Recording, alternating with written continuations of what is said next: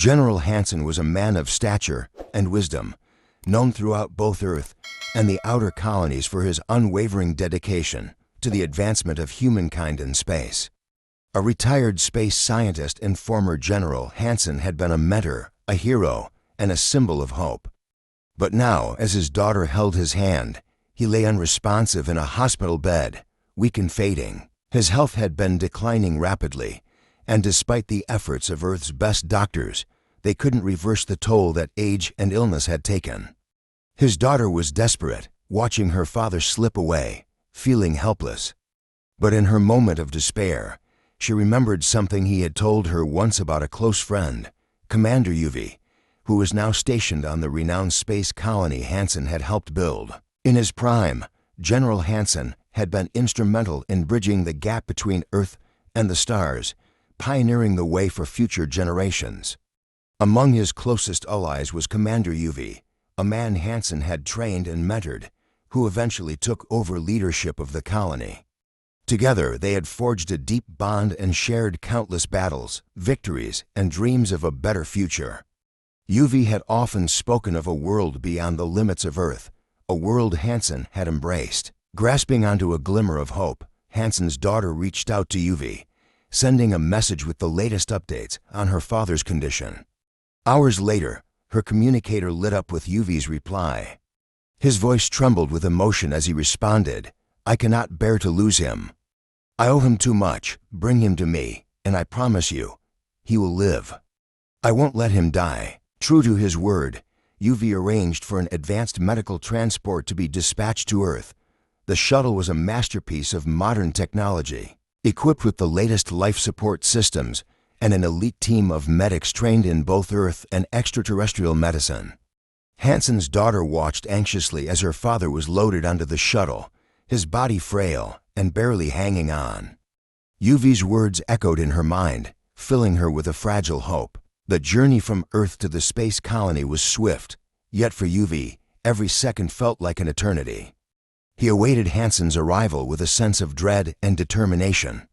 As soon as Hansen arrived, UV ordered his doctors, Shia and Nixola, to begin the procedures immediately. Shia and Nixola were among the best medical minds on the colony, skilled in the latest techniques, and devoted to pushing the boundaries of medical science. UV gathered Shia, Nixola, and the rest of the medical team in a private room, away from prying eyes. He recounted Hansen's legacy, emphasizing the importance of saving this man who had sacrificed so much for the colony and the future of humankind. "But there is something more you must know," UV added, his tone growing grave as he opened a secured safe in the corner of the room. Inside lay a sleek, metallic syringe filled with a translucent, iridescent liquid. The serum was an experimental treatment known only to a select few, a product of cutting-edge biochemistry and extraterrestrial technology. "Hansen and I discussed this serum years ago," UV explained, gazing at the shimmering liquid. "He agreed to use it only if there was no other hope. It has the potential to reverse cellular aging, but it is unpredictable. Once we begin, there is no going back." The doctors exchanged cautious glances, then nodded in agreement. With the decision made, they wheeled Hansen into a sterilized room, monitoring his vitals closely. Shia prepared the serum, carefully drawing it into the syringe. Nixola looked at Hansen's peaceful, aged face, trying to imagine the vibrant, younger man he once was. Then, with one steady hand, Shia administered the first dose. Almost immediately, subtle changes began to ripple through Hansen's body. His skin smoothed, his wrinkles softened, and his once gray hair regained faint shades of its youthful color. Shia and Nixola watched in awe as the serum continued to work, accelerating the body's natural regenerative processes. As the hours passed, the transformation became more pronounced. Hansen's features, worn and lined from years of life, gradually began to appear younger, more vibrant. It was as though time itself was unwinding, restoring him to his prime. But this miraculous transformation required delicate care. The doctors took shifts monitoring him, ensuring his body adjusted to the changes. At one point, Hansen stirred, his eyes fluttering open. He looked around in confusion, his gaze landing on the sterile, futuristic room. "Where am I? What is this place?" he murmured, his voice filled with bewilderment. Just then, a playful voice called out from outside the room, "Kiss him." Shia and Nixola exchanged surprised glances, unsure how to react.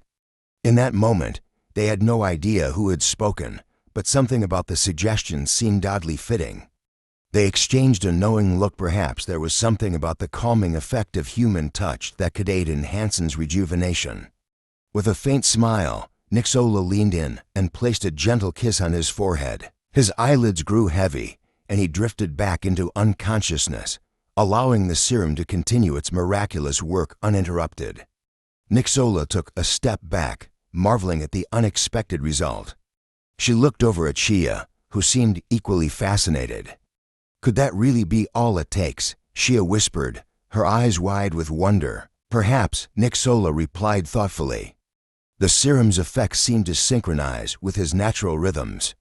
Maybe there's something about physical reassurance, something that speaks to him on a deeper, subconscious level. Feeling emboldened by the positive response, Shia moved closer, gently smoothing a hand over Hansen's forehead, and whispered softly, "You're safe here, General. You're going to be okay." She felt a sudden, unexpected warmth from his skin, as if his body was responding to her words and touch, his breathing evening out as he sank into a more profound state of peace. Hours passed in this careful balance, with Shia and Nixola taking turns maintaining a soothing presence at Hansen's side, occasionally checking his vitals and adjusting the medical equipment to ensure the process was progressing smoothly.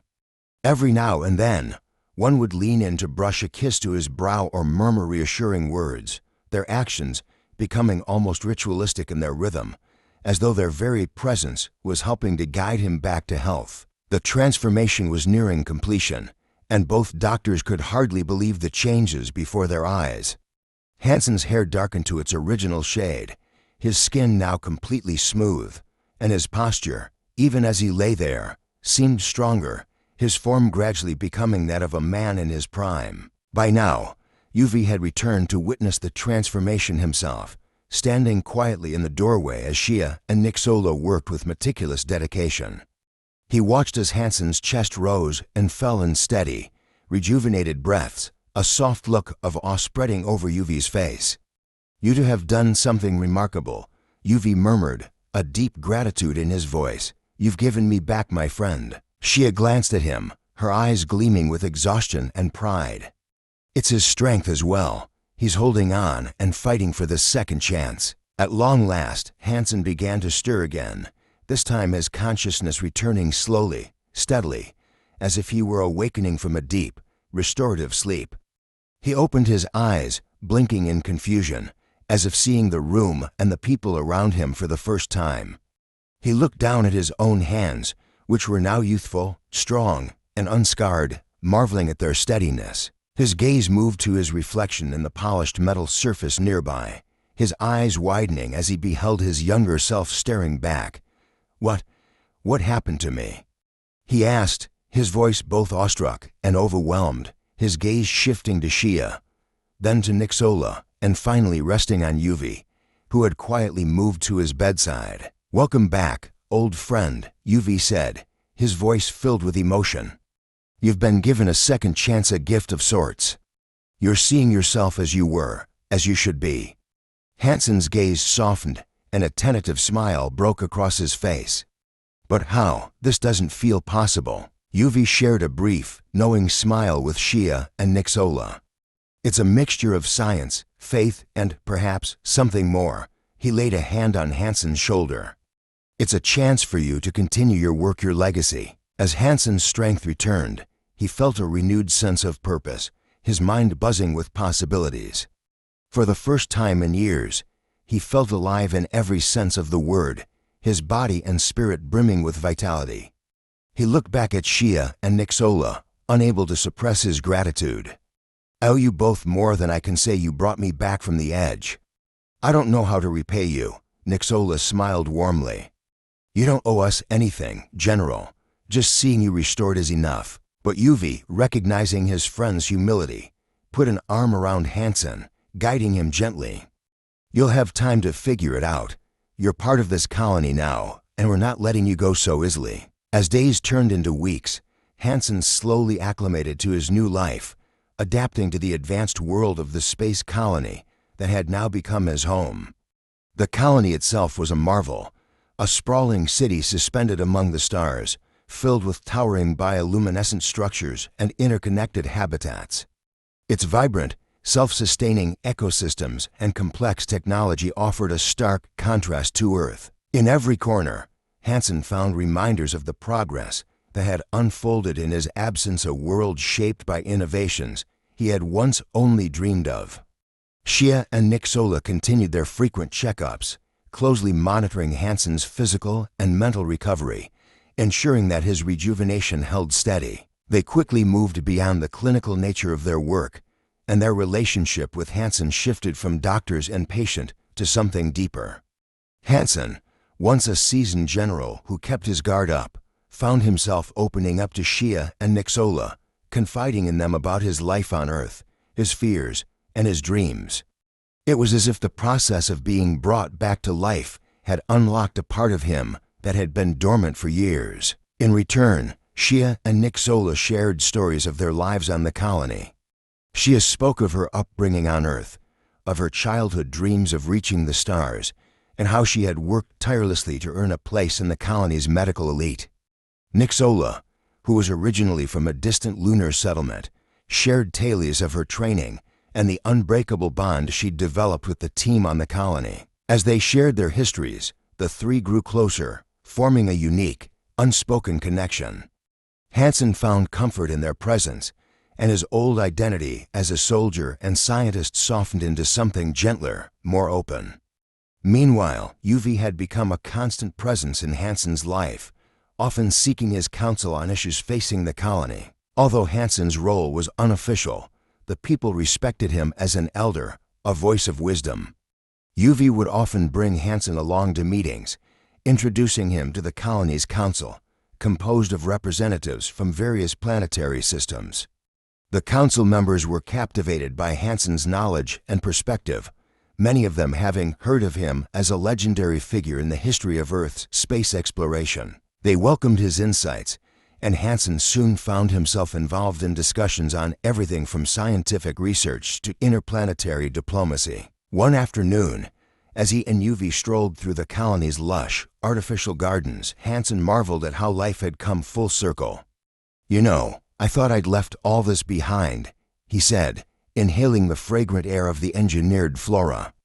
"But here I am, right back in the middle of it, only this time. I feel like there's more at stake.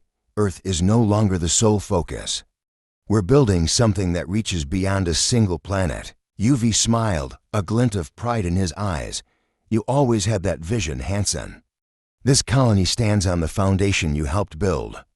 We're just following the path you laid out." Hansen felt a swell of pride and warmth. It was a rare feeling, one he hadn't felt in years.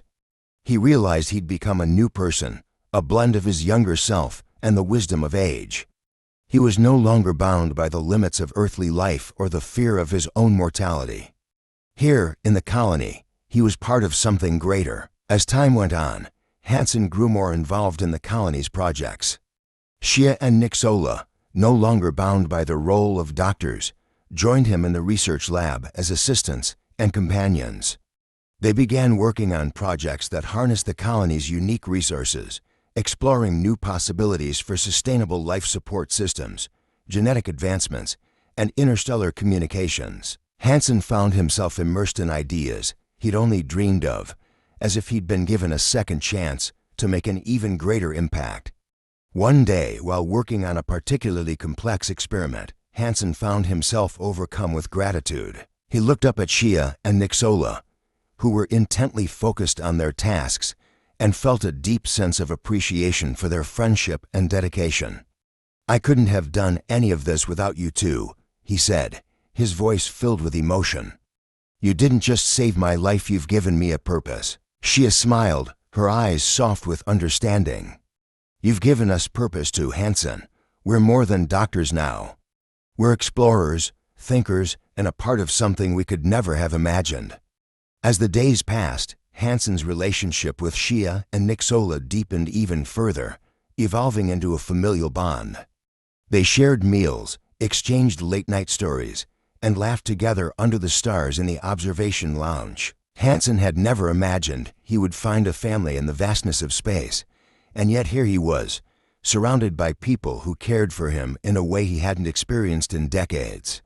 Then, one evening, as Hansen gazed out at the stars, a sense of peace washed over him. He realized he no longer felt the weight of his past, nor the fear of the unknown. He was ready to embrace whatever lay ahead. It was then that Yuvi approached him with an unexpected proposal. "Hansen," Yuvi began, his tone serious yet hopeful, "I want you to be part of the council. I've spoken with the members, and they unanimously agree. Your wisdom, your experience.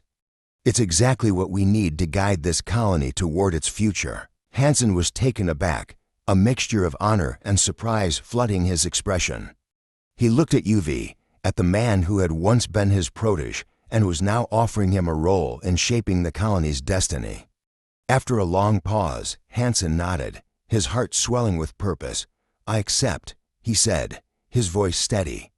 "I'm ready to dedicate myself to this colony, to this family we've built together." As he took his place on the council, Hansen felt an overwhelming sense of fulfillment. He was not only a leader, but a part of something far greater, a legacy that would endure long after he was gone. And as he looked at the faces of Shia, Nixola, and Yuvi, he knew he had finally found his true home among the stars.